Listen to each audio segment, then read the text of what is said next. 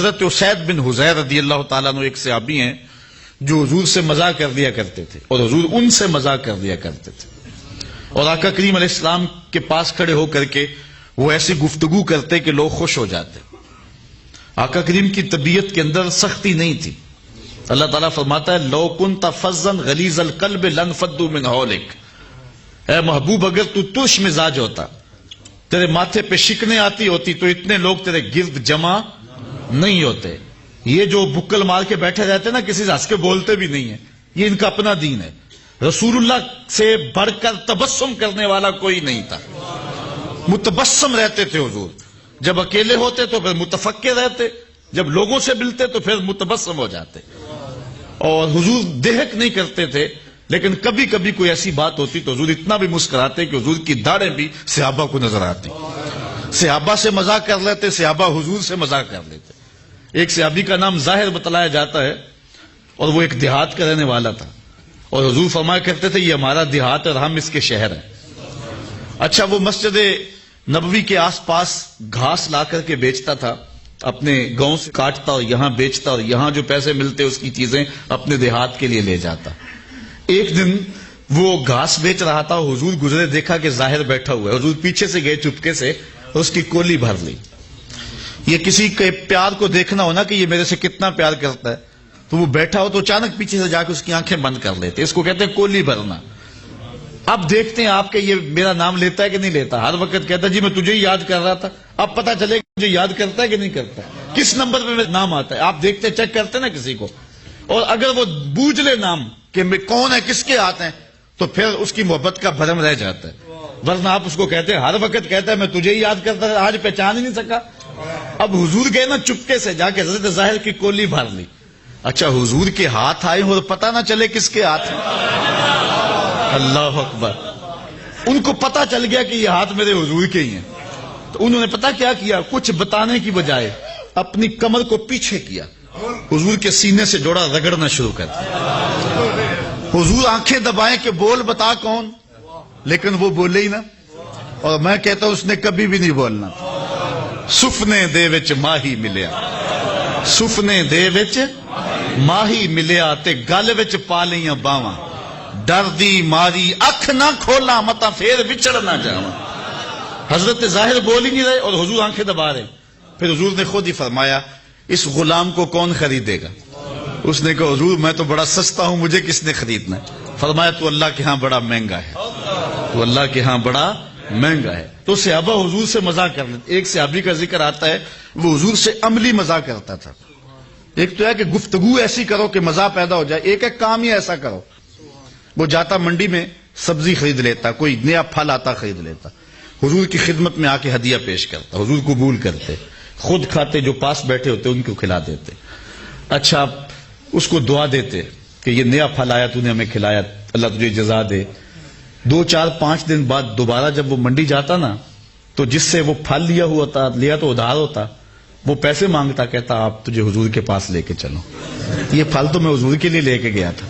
اور پھر اس کو لے کے حضور کے پاس آ جاتا، حضور وہ جو پرسوں پھل نہیں کھایا تھا یہ اس کے پیسے مانگ رہا۔ حضور فرماتے میاں تو نے وہ تحفہ نہیں دیا تھا؟ عرض کرتا غریب آدمی ہوں، تحفہ کیسے دے سکتا تھا، میں نے سوچا سب سے پہلے حضور ہی کھائیں۔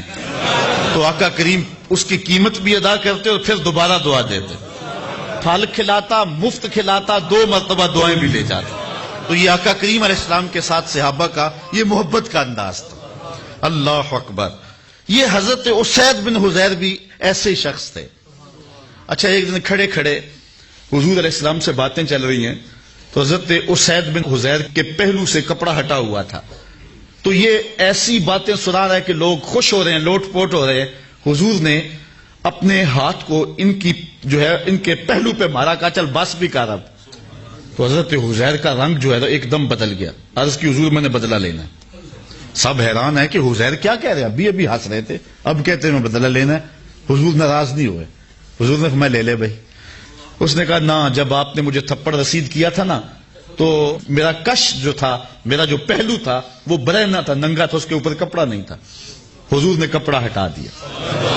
اللہ اکبر۔ جب کپڑا ہٹایا نا، سارے صحابہ کو غصہ آ رہا حضرت اسید پہ، یہ کیا کرنے لگے؟ لیکن جب حضور کا کپڑا ہٹانا اور گوری گوری حضور کے پہلوؤں کی وہ رنگت اور جھلک دکھائی دی، اب لفظ سنو، فاحتضنہ فجعل یقبل کشہہ فقال بأبی انت وأمی یا رسول اللہ اردت ھذا، آگے بڑھ کے لپٹ گیا اور حضور کے پہلو کو چومنے لگا اور پھر کہنے لگا میرے ماں باپ آپ پہ قربان ہو حضور، یہ سارا کام میں نے اس لیے کیا تھا، ورنہ میں کون ہوتا ہوں آپ سے بدلہ لینے والا۔ اللہ اکبر۔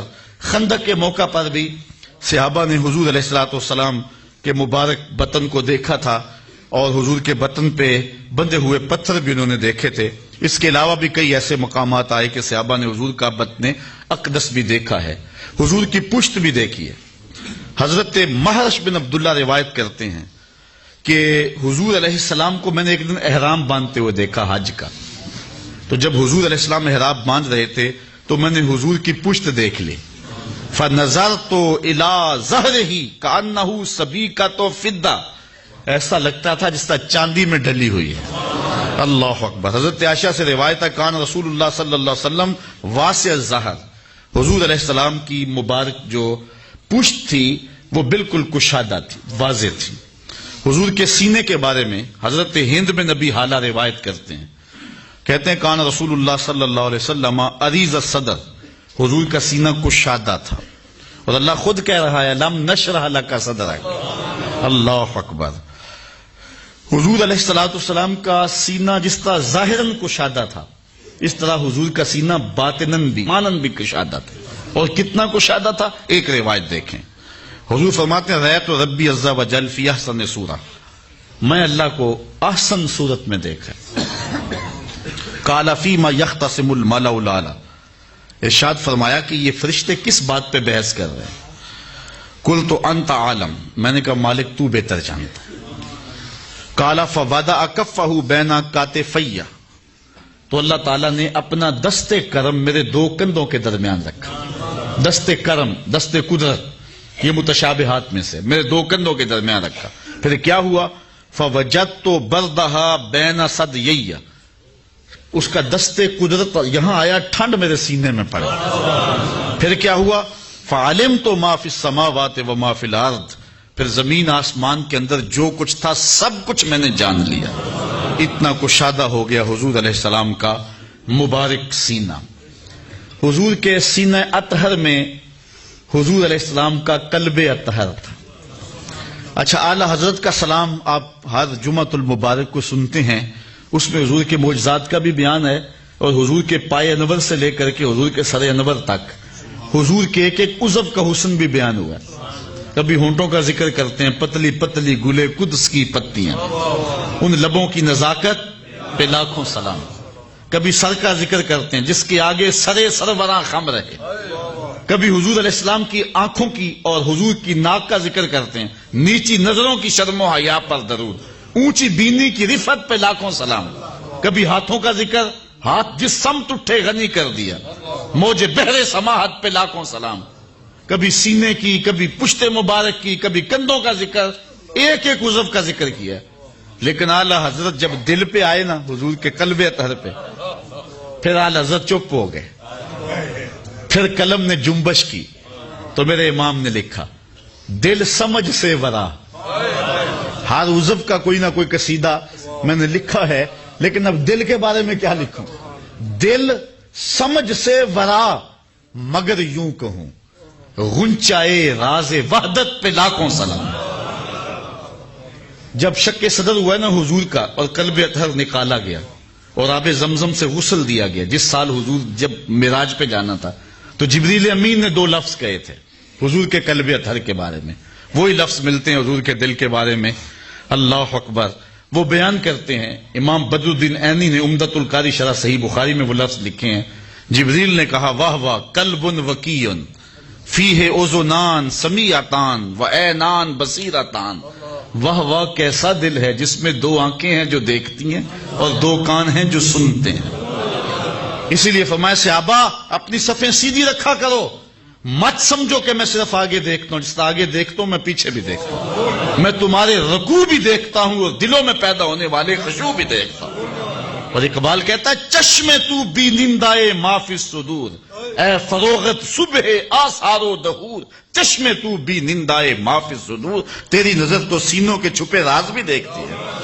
تو یہ اللہ نے اپنے محبوب کے دل کو وہ نور دیا ہے۔ حضور نے فرمایا، حضرت عائشہ سے روایت ہے، تنام عینایا ولا ینام قلبی، میری آنکھیں سوتی ہیں، دل نہیں سوتا تو اسی لیے ہماری نیند وضو توڑ دیتی ہے، نبی کی نیند وضو نہیں توڑتی، اس لیے کہ دل تو جاگ رہا ہوتا ہے حضور کا۔